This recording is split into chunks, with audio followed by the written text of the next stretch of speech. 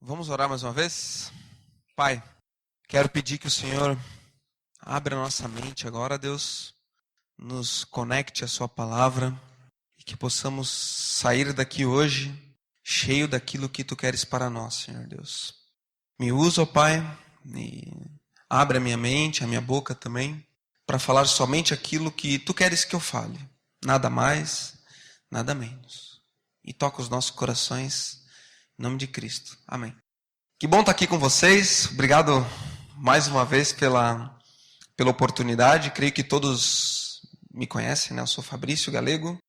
E é bom demais estar aqui com vocês. Há umas 2 semanas atrás, eu e a minha esposa estávamos assistindo. Nós estávamos assistindo uma série que apareceu no Netflix, chamada Ultimate Beastmaster Brasil. Como é que funciona essa série? É muito interessante. Alguém já viu? Olha aí, 2, 3 pessoas, né?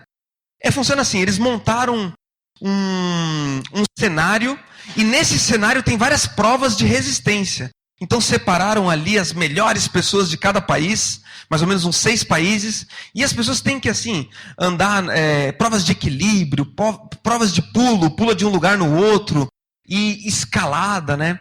E as pessoas são expostas a diferentes tipos de prova, diferentes tipos de desafios. Beastmaster Brasil, então. Se eu não me engano, foram 6 países diferentes, onde os atletas foram ali e separaram somente os melhores para encarar os desafios que estavam adiante dele. Tudo cronometrado para ver quem seria o grande vencedor. E quando eu assisti essa prova, esse programa, se você tem a oportunidade de ver, tá lá no Netflix, é muito emocionante, assim, né? Acompanhar. Eu fiquei imaginando, a gente sempre se imagina fazendo aquelas coisas, né? Seria meio impossível de eu fazer tudo aquilo, porque somente os grandes atletas fariam, né? Mas de certa forma eu fiquei pensando assim, sabe de uma coisa? Eu acho que a vida é como se fosse esse programa. Cada dia é um desafio novo que surge. Cada dia é uma prova nova que está diante de nós. E a gente nem imagina o que vai acontecer amanhã, né? Temos uma ideia, né? Eu vou para minha empresa, vou fazer isso, vou fazer aquilo. Mas o amanhã é um mistério, é ou não é? O que vai acontecer amanhã, a gente não sabe. E amanhã vai ter os desafios. E na vida, existem muitos desafios, que nem tem nesse programa. Olha só, suas habilidades serão testadas amanhã. Amanhã, durante a nossa vida.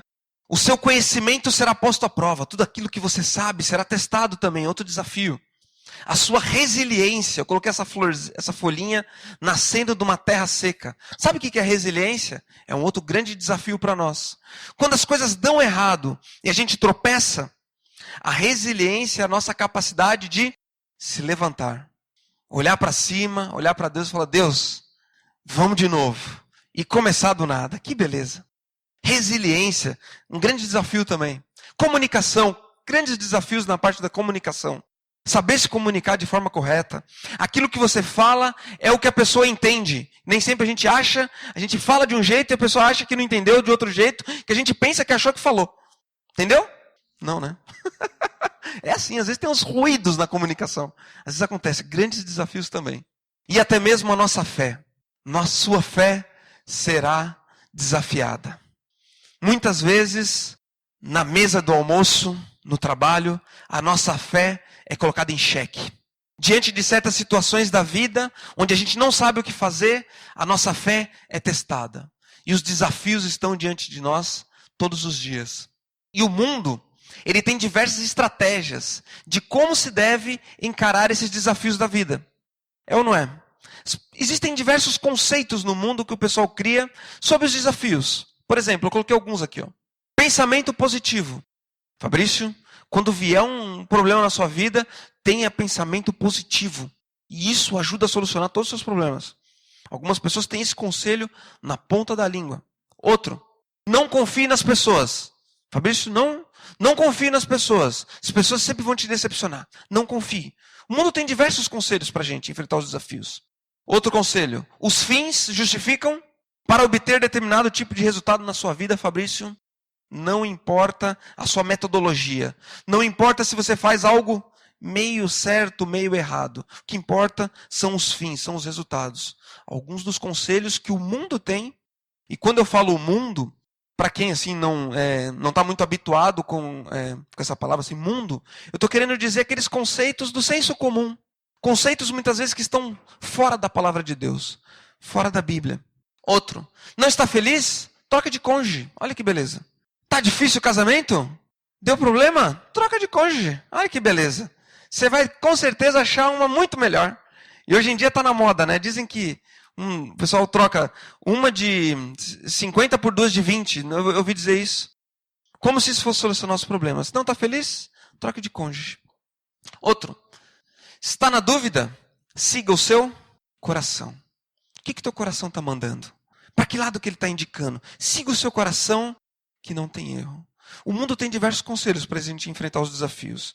E quando os desafios vêm, para onde eu e você corremos?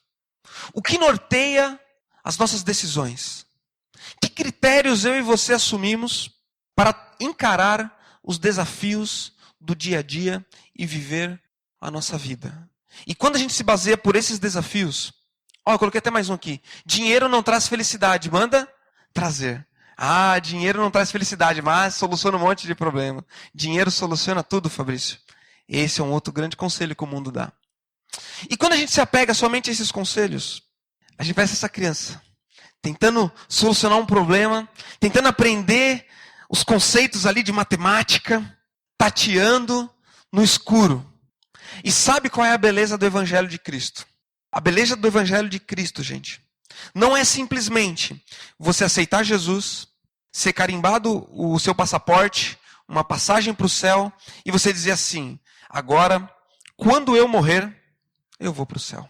E a vida cristã não vai fazer muita diferença nessa vida, porque no dia que eu morrer, eu vou para o céu. Para algumas pessoas, a vida cristã é somente isso, é ir para o céu. Então a vida cristã é algo distante, algo longe, que se Deus quiser só vai acontecer na minha vida depois dos 90 anos, quando eu partir.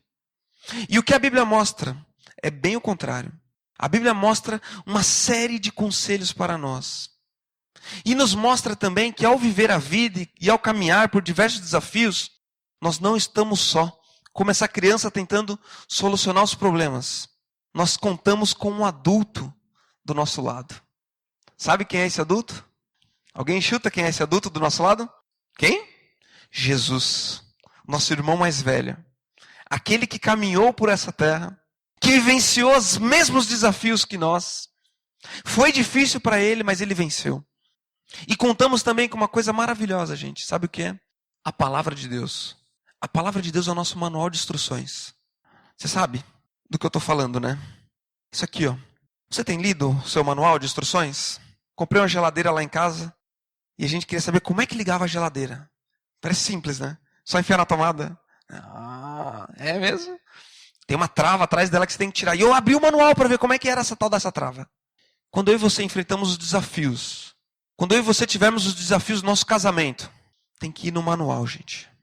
Tem que ir no manual. E por mais simplório que isso seja, esse manual está esquecido. A gente não está lendo o manual.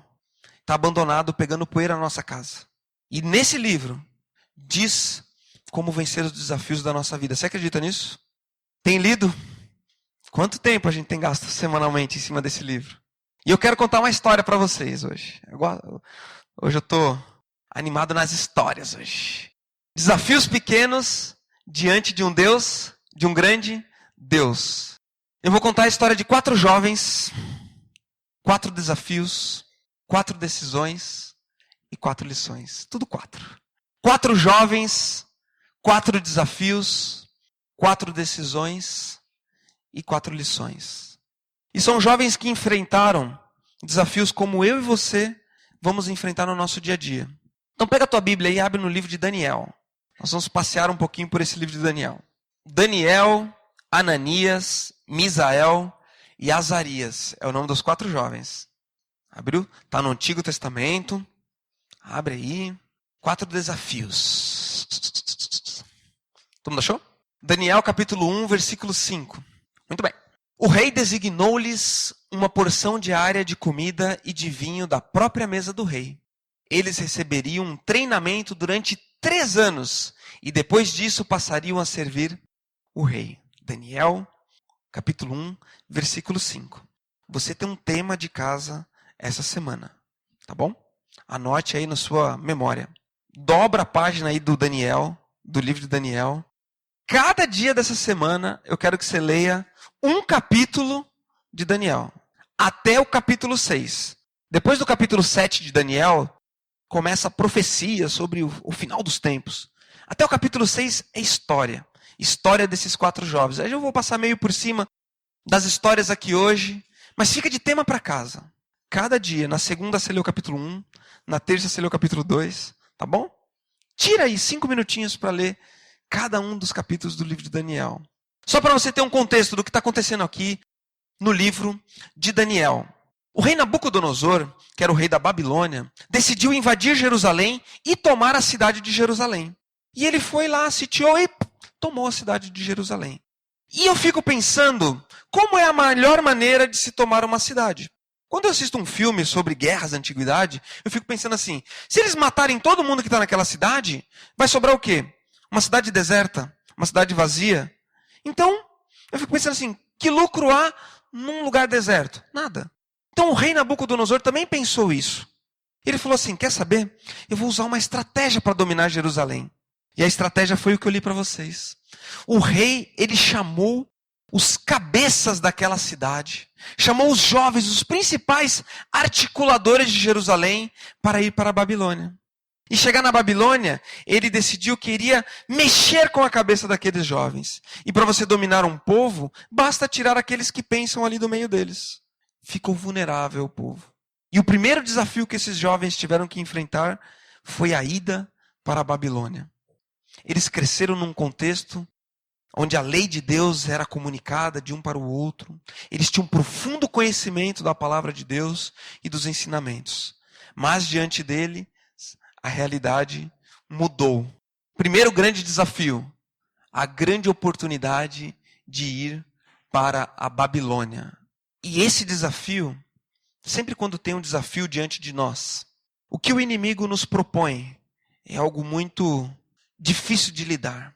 E o que eu coloquei ali embaixo, que eu fiquei pensando nesse desafio que esses jovens enfrentaram, de ir para uma terra distante. E o rei falou para eles, agora eu vou dar para vocês um contexto totalmente diferente. Uma alimentação totalmente diferente daquelas que você estava habituado.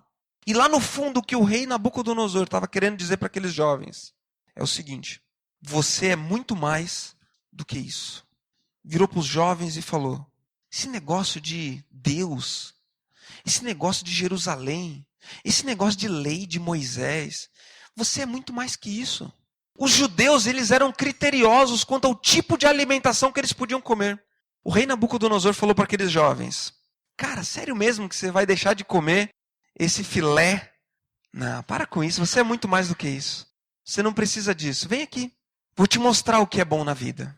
E sabe que a melhor maneira de você parar um carro em movimento, sabe que os policiais, eles têm essa dinâmica. Se um carro está fugindo na estrada, não sei quem já viu aqueles documentários de fuga. A melhor maneira de parar um bandido em fuga não é você vir de frente e bater de frente com ele. A melhor maneira o que é? Você encostar do ladinho dele e ir empurrando para o lado. Você não quer inutilizar o veículo, você não quer se machucar, você não quer destruir aquele carro. Você só quer simplesmente tirar ele da pista. E foi isso que Nabucodonosor fez com aqueles jovens. Tiraram eles das famílias deles. Levaram para longe e falou assim, quer saber? Eu vou encostar do lado desses jovens e vou mudar a mente deles. Devagarzinho eu vou minando tudo o que eles aprenderam até hoje. Tudo o que eles acham que eles são até hoje, eu vou ensinar tudo novo. E vou dar para eles uma grande oportunidade, me servir no palácio real. Eram pessoas que estavam acostumadas no campo, gente. Eram jovens que estavam acostumados à vida simples do campo. E ser levado para uma cidade, onde o contexto era totalmente diferente. Algo fascinante diante dos olhos dele. Você é muito mais do que isso. Era o que está sendo dito ali naquelas frases. Há caminhos que parecem certos ao homem, mas no final conduz à morte. Tem certos desafios da nossa vida, gente, que ele parece até bonito no começo, mas no final a vaca vai pro brejo. No final é um caminho de morte. E esses 4 jovens que eu falei para vocês, 4 jovens que enfrentaram esses 4 desafios, eles decidiram não se influenciar por aquele contexto. Eles fizeram que nem, eles não, Mas os jovens que foram levados, eu coloquei até essa foto aqui desse peru. Diz que um peruzinho foi levado por uma família. Você foi adotado por uma família. Né? Foi levado para um contexto diferente. E diariamente ele recebia comidinha na boca, coisinha, ele foi crescendo, foi virando um peru bem bonito, bem gordinho. E ele se sentia seguro na casa dele, coitado. Até que chegou o Natal, né? E o peru não se deu conta. Quando ele percebeu, estava na mesa. E às vezes a gente é assim. E Nabucodonosor queria fazer isso com aqueles jovens. Mas esses 4 jovens, eles tomaram uma decisão diferente. O que eles decidiram? Eu posso estar na Babilônia, mas a Babilônia não. Eu posso ser levado cativo para essa terra distante. Mas essa terra distante, os conceitos delas não vão habitar no meu coração. Esses 4 jovens decidiram firmemente não participar daquele contexto. E como que eles externaram dessa forma? O rei tinha definido que eles iriam comer a comida do rei. Uma comida que era sacrificada a ídolos. E eles falaram, não, esse tipo de comida a gente não come. E eles chegaram ali para quem servia a comida para eles e falaram assim, vamos fazer um teste? Deixa a gente de fora dessas comidas, queremos comer somente água e verduras. Teste a gente durante um tempo e você vai ver como a gente vai estar melhor que os outros. E o rapaz gostou deles e falou assim, tudo bem, vamos fazer esse teste. E permitiu que eles não se deixassem levar por aquele contexto. Decisão, gente. Ser diferente. Caminhamos por desafios, onde os desafios vão dizer para a gente assim, você é muito mais do que isso. Você merece coisa melhor. Às vezes eu penso na vida cristã e como que o mundo às vezes tenta dizer para mim, Fabrício, cara, para com isso, cara. Ir na aliança, isso aí tá por fora, cara. Você é muito mais do que isso. E o inimigo às vezes olha para mim e fala assim, Fabrício, fala sério, cara. Você vai ajudar financeiramente a aliança? Você é muito mais do que isso. E às vezes o inimigo olha para mim e fala assim, não é possível que você está caindo nesses conceitos tão antiquados de ler a Bíblia. Não, Fabrício, esse livro é tão antigo, cara. Existem tantos livros bons hoje em dia, você vai ler a Bíblia. E esses 4 jovens, eles decidiram ser diferente. Eles decidiram não se amoldar ao novo contexto. Há caminhos que até parecem bons para nós, mas no final levam à perdição, levam à morte. E a lição que a gente tira desse primeiro episódio, mesmo que árduo, o caminho com Deus é 10 vezes melhor. Mesmo que todos mudem, eu permanecerei. Olha o final aqui do capítulo 1. Olha que legal. Versículo 20. O rei lhes fez perguntas sobre todos os assuntos que exigiam sabedoria e conhecimento. E descobriu que eram 10 vezes mais sábios que todos os magos e encantadores de todo o reino. O caminho de Deus, ele é árduo às vezes. 10 vezes melhor do que o caminho do mundo. Vós sois o sal da terra. Mas e se o sal perder o sabor? Para nada servirá, exceto ser pisado pelos homens. Mateus 5,13. Nós somos o sal desse mundo. E o sal serve para salgar. O sal serve para fazer a diferença. E quando eu li esse versículo, eu pensava assim, como que um sal deixa de salgar? Não dá, né? Um sal para deixar para salgar. O sal, nesse contexto, em que o livro de Mateus foi escrito, era um sal que ele poderia ser puro ou contaminado. Poderia ser misturado com outras impurezas, até terra. E se era um sal impuro, misturado, ele não servia para nada, a não ser jogado na rua para limpar a rua, que eles usavam naquela época. Então, às vezes, eu olho para a minha vida e olho para aqueles que caminham do meu lado, enfrentam os desafios que eu enfrento, e dá uma vontade, às vezes, de jogar tudo para o alto. Experimentar coisas novas, coisas longe de Deus. E Deus me alerta com esse versículo. Fabrício, você é sal, Fabrício. Se você olhar para trás e voltar para o mundo, você vai ser pisado pelos homens. Que prazer haverá longe da minha presença? Ele olha para mim e me pergunta. E aqueles 4 jovens descobriram isso. Que o caminho com Deus era 10 vezes melhor do que o caminho do mundo. Vamos lá. Outro desafio. Os desafios não param por aí, né? Você venceu uma etapa, chegou na nova fase. 2 então. Daniel 2, 3. Alguém lê para mim aí, bem forte. Pode estar. Alguém lê aí forte. Muito bem. Os jovens serviam ali diante do rei. E rei naquela época eu acho que era um cara meio doido. E o rei teve um tal de um sonho. Que nem a gente tem sonho todo dia. E o rei teve o sonho e ele falou para os adivinhos ali dele: eu tive um sonho que me perturba e quero saber o significado. Sabe que eu acho que esse rei, eu acho que os reis da antigamente eram um pessoal meio afetado, assim, sabe? Gente meio doida da cabeça. Eu acho que esse rei ele nem lembrava do sonho que ele teve. Ele simplesmente estava assim, acho que eu sonhei alguma coisa, né? Tá meio dormindo, meio acordado, não lembro direito o que era. E ele queria que alguém interpretasse o sonho dele. Aí as pessoas, os magos que estavam ali, falaram, então conta o sonho que a gente vai interpretar. Aí ele falou assim, não, eu não quero que vocês interpretem, fale qual era o sonho e dê a interpretação. Meio afetado, né? Quem que é? O pessoal se olhou e falou assim, esse rei tá bem louco, né? Quem que vai conseguir adivinhar o sonho que ele teve? Impossível. E o rei ficou bravo, ficou nervoso e falou o seguinte, e se ninguém conseguir, manda matar.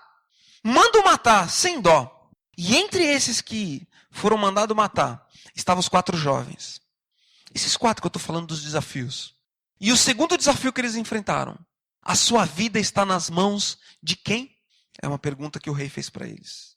A sua vida e a minha está nas mãos de quem?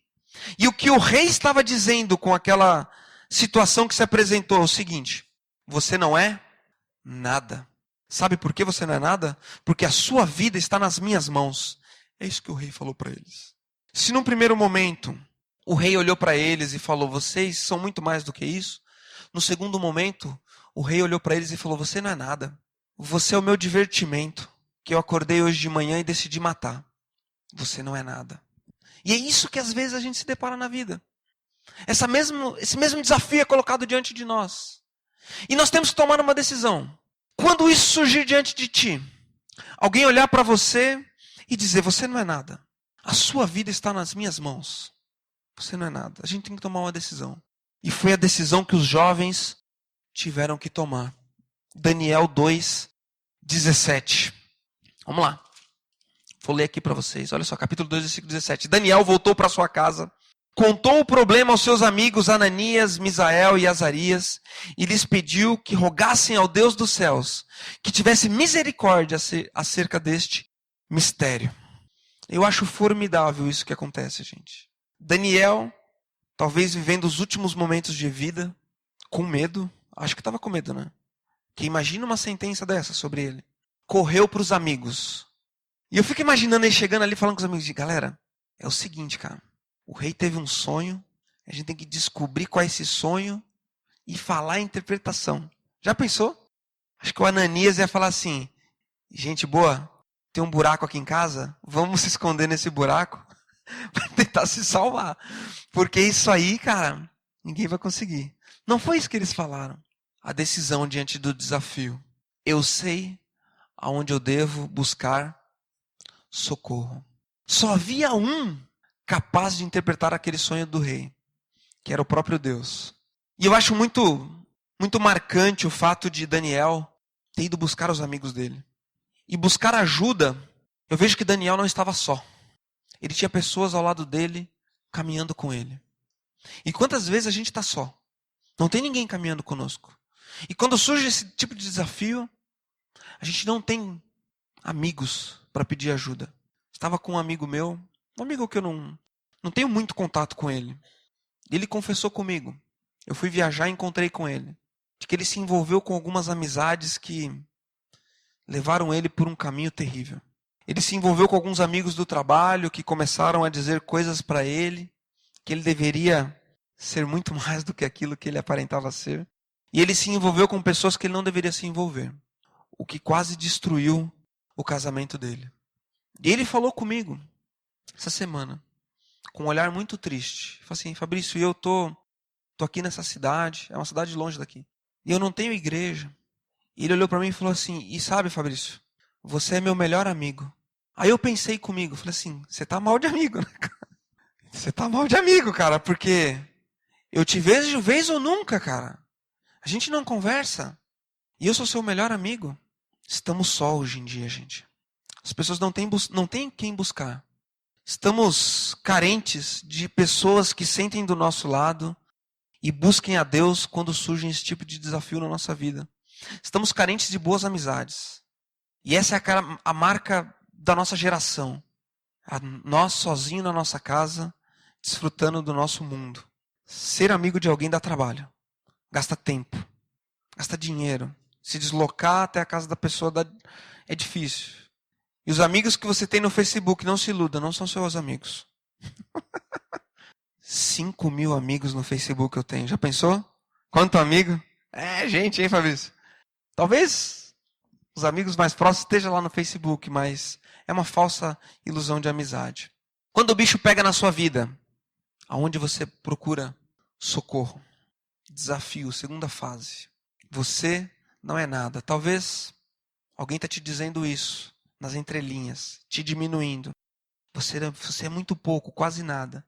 E quando isso surgir diante de ti, gente, saiba aonde buscar socorro. Porque o nosso Deus não nos desampara jamais. Jamais. Lição: quem busca socorro nele nunca será desamparado. Nunca será desamparado. Salmo 46:1. Alguém sabe o que diz? Deus é o nosso refúgio e fortaleza.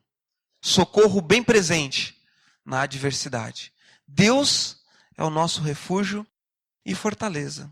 Socorro bem presente na adversidade. Não tenta enfrentar sozinho todos os problemas da vida. Não tenta bater de frente. Pede socorro para Deus. E aconteceu isso com aqueles jovens.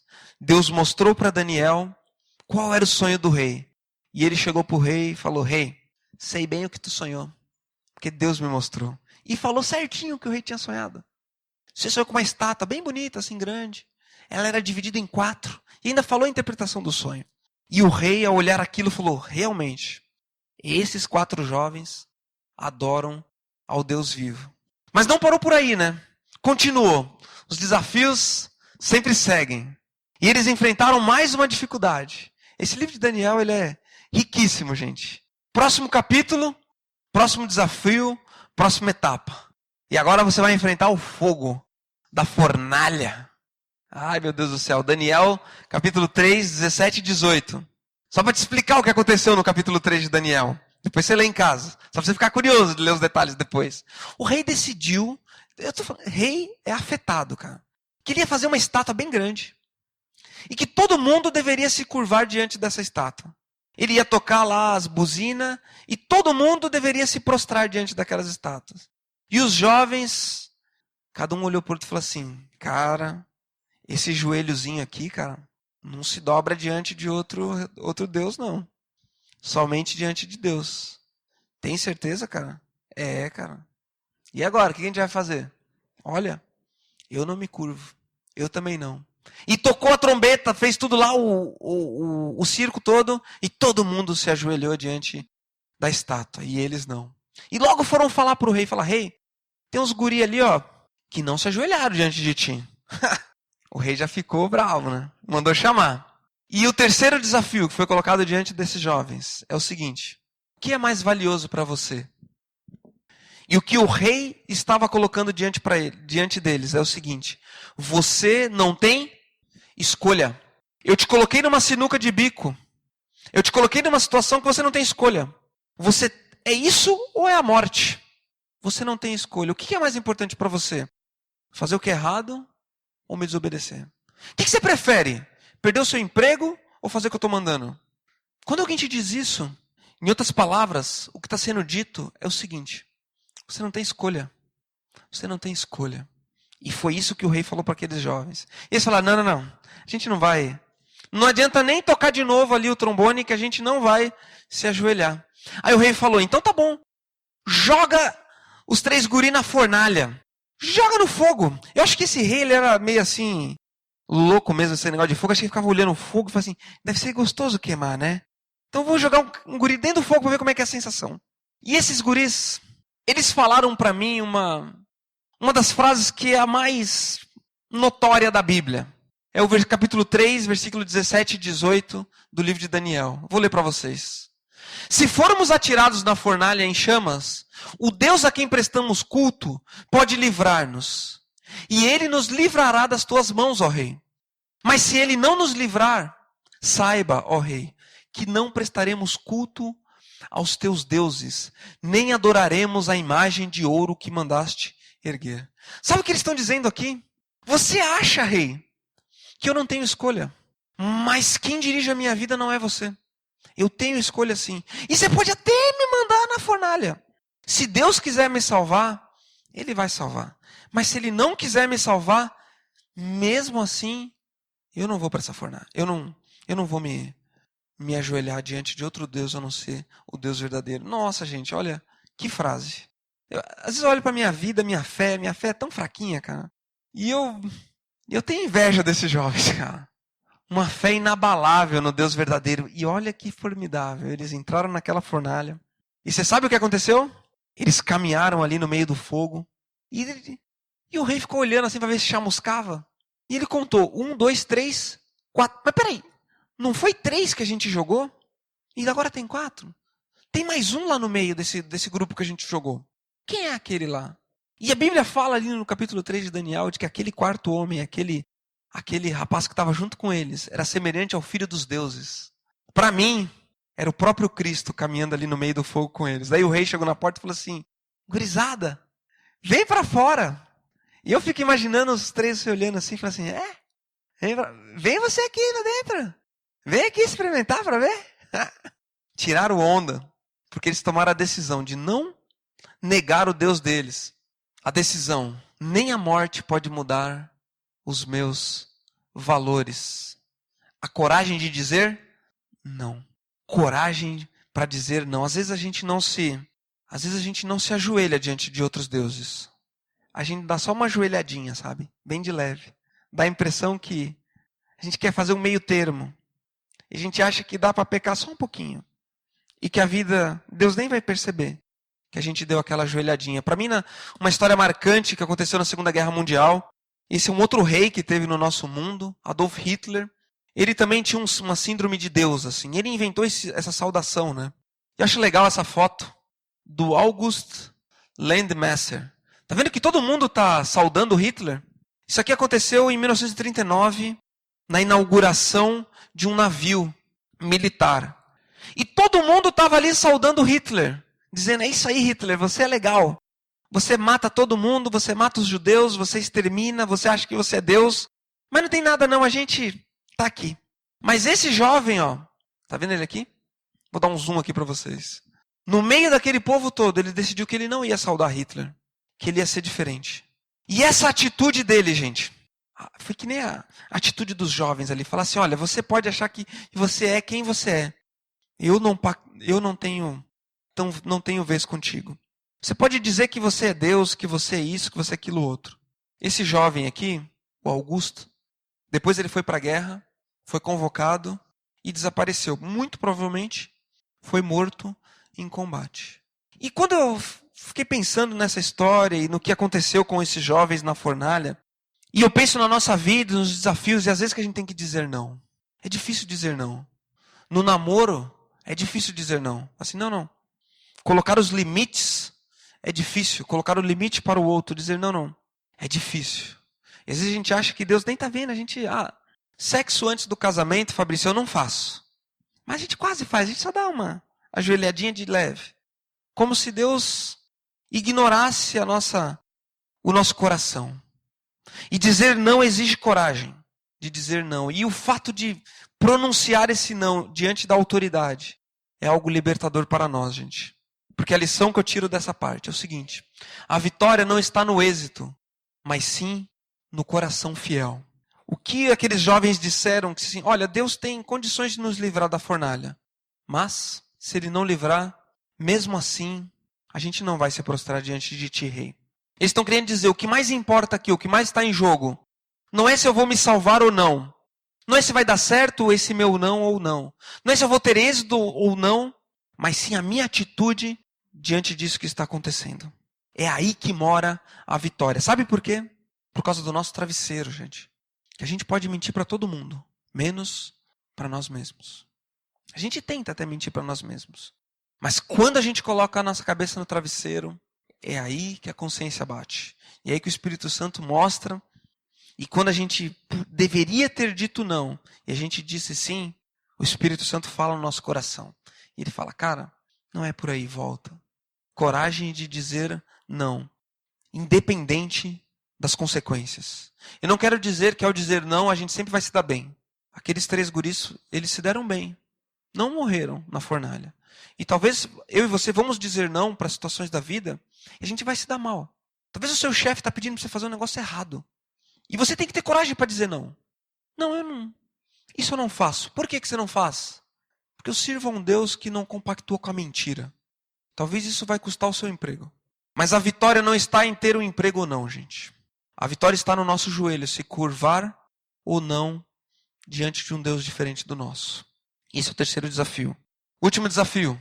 Olha lá, mais uma prova diante de nós. O leão. Lembra da história da cova dos leões? Aconteceu nesse livro de Daniel.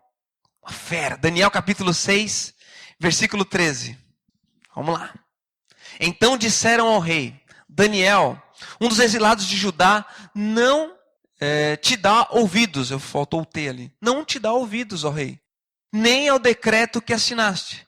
Ele continua orando 3 vezes ao dia. Deixa eu te contar o que aconteceu no capítulo 6 de Daniel. O rei teve outra ideia. Ele falou o seguinte, na verdade não foi ele que teve essa ideia. Na verdade foram aqueles que estavam ao redor dele que tiveram. Porque Daniel era um cara que servia muito a Deus, ele se destacava no meio dos outros. E ele estava ganhando status dentro do reino. E esse povo queria fazer, vamos acabar com esse tal de Daniel. E eles investigaram a fundo a vida de Daniel e viram que não tinha nada que pudesse ser acusado. E eles falaram assim, só tem um ponto que a gente pode pegar esse tal de Daniel. É na fé dele. Então eles fizeram ali uma artimanha para mandar Daniel para a cova dos leões. E eles falaram para o rei. Falaram assim, rei, faz aí uma lei aí, ó, bem bacana, cara. Que se alguém não te adorar outro Deus durante um período X de tempo, essa pessoa tem que morrer. O rei achou legal, né? Falou assim, puxa vida, né? Interessante, né? Todo mundo vai me adorar, todo mundo vai orar para mim. Legal, acho que eu sou Deus. Pode anotar. E anotou. E quando Daniel ficou sabendo disso, ele falou, e agora, gente? Eu adoro outro Deus, eu não adoro o rei. O que eu vou fazer? Vou para casa. Vou orar como de costume. E Daniel foi. 4ª e última lição. 4 jovens, 4 desafios, 4 lições, 4 decisões e 4 lições. Quem te governa? O rei, ao dizer isso, estava falando para todo mundo ali, quem te governa? Em outras palavras, ele estava dizendo o seguinte, eu dito a sua agenda. Daniel, eu falo e você obedece. Não é você que dita a sua agenda. Eu falo e você obedece. Era isso que o rei estava falando para todo mundo ali. E hoje em dia também é colocado isso diante de nós. O inimigo, o mundo, coloca diante de nós. Eu vou ditar a sua agenda, Fabrício. Eu vou dizer quais são as suas prioridades. Eu falo e você obedece, tá bom? E hoje em dia, o mundo fala assim pra gente. Eu quero ter o Fabrício na palma das minhas mãos. O inimigo olha para mim e fala assim, quer saber? Eu vou governar a vida do Fabrício. Eu vou ditar as regras daquilo que ele faz. Eu vou dizer para ele o que ele vai fazer amanhã, depois e depois. Eu vou ditar as regras para o Fabrício daquilo que ele vai assistir na TV. Eu vou ditar as regras para ele do que ele vai assistir na internet. Afinal de contas, eu tenho o Fabrício na palma das minhas mãos. É isso que o mundo tenta dizer. É isso que o rei tentou dizer a Daniel nas entrelinhas. E é isso que o mundo tenta dizer para nós. E é isso que o inimigo tenta dizer para nós diariamente. Quando coloca diante de nós situações para nos aprisionar. Né? Ao navegar pela internet, ali do lado pisca o banner. Né? Eu dito as regras daquilo que você vai ver, Fabrício. É o que o mundo diz. Essa semana eu fui no amigo meu, fiz um serviço para ele e ele conserta celulares. E eu peguei meu celular, dei para ele e o meu celular é esse aqui. E o meu celular ele tem pouco espaço na memória. Tem 4 GB na memória. E ele tá cheio já. E eu falei pro cara, me ajuda aí. Esse amigo meu, ele é da Igreja Batista, lá de Caxias. Me ajuda aqui a liberar o espaço do meu celular. Aí ele falou assim, beleza, vou liberar. Aí ele entrou ali, arquivos, gerenciamento de arquivos, WhatsApp, itens recebidos. E abriu todas as imagens. E apareceu todas as imagens ali que eu recebi no meu WhatsApp. E depois foi nos vídeos recebidos. Foi em todos os vídeos que apareceu ali, todos os vídeos. E eu fiquei pensando, né? Puxa vida, né? Se no meio desses vídeos aqui, ou dessas imagens, tivesse algum que me envergonhasse, eu passaria vergonha agora. Se aqui no meio dessa galeria de vídeos e de imagens que eu recebo, tivesse alguma pornografia, algo que eu tivesse vergonha de qualquer pessoa olhar, eu ficaria envergonhado, porque não foi algo que eu planejei, né? Eu dei na mão dele e eu vi que ele abriu e estava lá. E, gente, isso não é para vanglória minha, não é para vanglória... Mas não tinha nenhuma imagem ali que pudesse comprometer. Não permita que o WhatsApp diga o que você vai consumir, gente. Não permita que os grupos que você frequenta nas redes sociais ditam as regras daquilo que você deve consumir na internet. O inimigo olha para a gente e fala assim: eu quero ter o Fabrício na palma das minhas mãos, e cada um de nós. E dizer não, como a gente viu antes, exige coragem. E olha só, a decisão que eles tiveram que tomar. Deus ordena e eu obedeço. Quem ordena, o rei acha que ele ordena e as pessoas, todo mundo tem que obedecer a eles, mas a quem eu obedeço é a Deus. Não é para esse Deus, não é para esse rei. Eu vou ficar do lado daquele que cuida de mim. Daniel foi jogado na cova dos leões, gente, por ter ficado do lado de Deus. E aconteceu algo formidável na vida de Daniel. Ele foi liberto. E os leões, estavam com fome os leões, tá? Não estavam...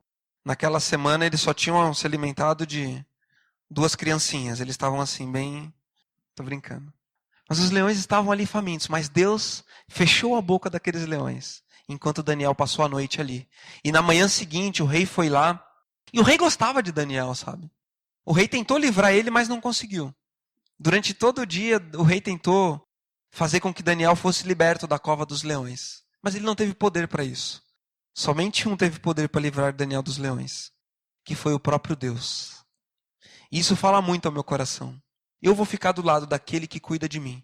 Eu vou ficar do lado daquele que tem poder para cuidar de mim na cova dos leões. Nós temos que decidir do lado de quem a gente quer ficar. E eu quero me apegar, gente, ao Deus verdadeiro. Eu quero ser reconhecido. Eu tenho um sonho oculto na minha vida. Eu penso muito no dia em que eu partir. Lá na frente. 115 anos de idade. Vou estar lá eu, partindo. Os meus filhos ao redor.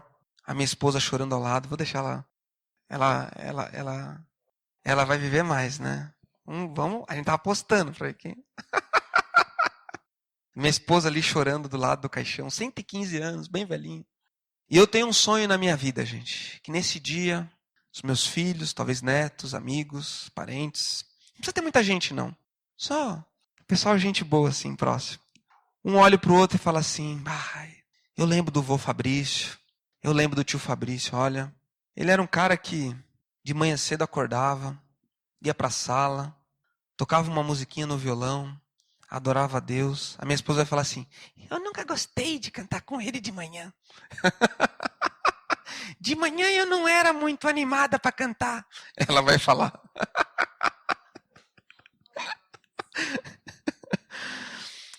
Mas o Fabrício, de manhã cedo, pegava o violãozinho dele, tocava uma música para Deus, abria a Bíblia dele, lia, orava por nós, intercedia por nós. De vez em quando ele dava um estudinho lá em Bento. Até que era legal, a gente dava umas risadas de vez em quando para agradar. Mas sabe de uma coisa? O Fabrício não conquistou muitas coisas na vida, assim, de dinheiro, muitas casas. Ele era uma pessoa normal. Mas ele caminhava com Deus. E essa foi a principal herança que ele deixou para nós. Eu tenho esse sonho, gente, de que o pessoal fale isso. Caminhar com Deus uma vida toda é algo que nada pode mensurar nessa vida. E eu quero chegar lá. Quero chegar bem até o final. E até lá vão ter muitos desafios. Desafios que vão... última lição então, vamos lá. Diante da nossa vulnerabilidade, a salvação de Deus está sempre ao nosso lado. Daniel estava vulnerável ali diante do reino, mas a salvação de Deus estava caminhando ao lado de Deus. Eu quero caminhar com Deus a minha vida toda, gente. E vão ter muitos desafios. Eu coloquei aqui recapitulando então. Mesmo que árduo, o caminho com Deus é 10 vezes melhor. Lembra disso na sua semana. Vai ser difícil, mas vai ser 10 vezes melhor. 2. Quem busca socorro nele nunca será desamparado. 3. A vitória não está no êxito, mas sim no coração fiel. E último, diante da nossa vulnerabilidade, a salvação de Deus está sempre do seu lado. Eu quero caminhar com Deus até o final da nossa vida. Então, para a gente pensar, talvez se você tiver uma caneta, anota aí para você pensar depois. Enquanto você lê esses capítulos de Daniel essa semana, quais estratégias você está utilizando para enfrentar a vida? O que tem norteado a sua vida? Outra pergunta. Quem está ditando a sua agenda? Quem está ditando o seu dia a dia e as suas decisões? E terceiro, o governo da sua vida está nas mãos de quem? Pense nessas perguntas e vamos orar ao nosso Deus. Já deu quase a nossa hora aqui. Vamos fechar os nossos olhos. Pense um pouquinho aí no seu coração. 3 perguntas. Que estratégia você está utilizando para enfrentar a vida? Onde você está buscando refúgio, socorro? Você está sozinho? Você tem pessoas ao seu lado que podem te auxiliar nos momentos de dificuldade? Quem está ditando a sua agenda? O que tem minado a sua espiritualidade? Quais pecados você tem que confessar diante de Deus? Ora aí um pouquinho, você e ele. E se você veio aqui hoje e você está se deparando com essa história muito doida desses jovens, e você olha esse caminho com Deus e se diz assim, nossa, esse caminho com Deus parece ser um caminho legal. É um caminho que eu quero seguir. Talvez você ainda não teve muito contato com a palavra de Deus. Sabe que eu quero te fazer um convite ousado. Deixa Deus entrar na sua vida. Abre a porta do seu coração para Ele. A palavra de Deus diz que nós devemos nos arrepender dos nossos pecados e aceitar a salvação que vem de Cristo. E caminhar com Ele é a melhor vida que poderia ter. Eu te convido a você olhar para Ele agora nessa noite e dizer, Deus, eu me arrependo. Entra no meu coração. Eu aceito essa salvação de Cristo. Ora aí, fala aí com Ele do seu jeito. Tenho certeza que isso vai mudar a sua vida como mudou a minha muitos anos atrás. E tem mudado a cada dia. Ora aí, fale com Ele. Pai, o Senhor conhece cada um que está aqui hoje, Deus. O Senhor sabe da oração de cada um nessa noite, Pai. O Senhor sabe do quanto Tu tens tocado no coração dessas pessoas, Pai. Do meu também, Deus. Pai, incomoda, Pai, cada um que está aqui, ó Deus. Se alguém aqui hoje tomou essa decisão de seguir a Cristo, de dar uma oportunidade para Jesus, e Cristo está entrando no coração dela, ó Pai, que possa ser uma nova vida diante dela que começa a partir de agora, Pai. Abençoa, guarda e enche o coração dessa pessoa, Deus. Obrigado, Pai, porque o Senhor tem cuidado de nós e tem nos dado vida e uma vida abundante, Deus. Nós oramos em nome de Jesus, Pai. Amém, Senhor.